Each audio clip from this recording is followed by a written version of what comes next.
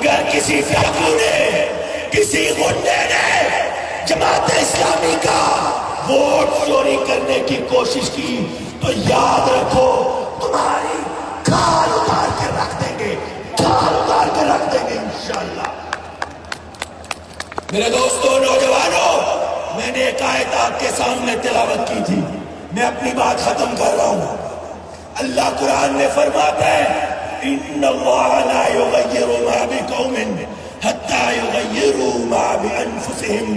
اللہ کہتا ہے میں اس قوم کی حالت کو تبدیل نہیں کرتا جو خود اپنی حالت کو نہ بدلنا چاہے۔ اگر تم یہ چاہتے ہو وزیر آباد کے غیرت مند جرأت مند نوجوانوں، اگر تم چاہتے ہو کہ تمہارے بچوں کا مستقبل روشن ہو، اگر تم چاہتے ہو کہ تمہاری بیواؤں کے پلاٹوں پر قبضہ نہ ہو، اگر تم چاہتے ہو عدالتوں میں انصاف ملے، تو پھر پوری قوت کے ساتھ 19 فروری کو ترازو پر مہر لگاؤ۔ پھر ہم دیکھتے ہیں کہ کوئی بغیرت کیسے ہماری ماں بہن پر کوئی آواز کستا ہے، ہم دیکھتے ہیں کہ کیسے ہمارے مظلوموں پر کوئی ظلم کرتا ہے۔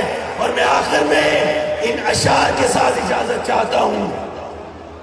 یہ بتا دو اندھیروں کے آقاؤں کو ان ہواؤں کا رخ اب بدلنے کو ہے۔ وزیر آباد کی فضا تبدیل ہو گئی ہے، ان ہواؤں کا رخ اب بدلنے کو ہے۔ آج ظلمت کی یہ آخری رات ہے اور آخری رات ابھی جلد کٹ جائے گی۔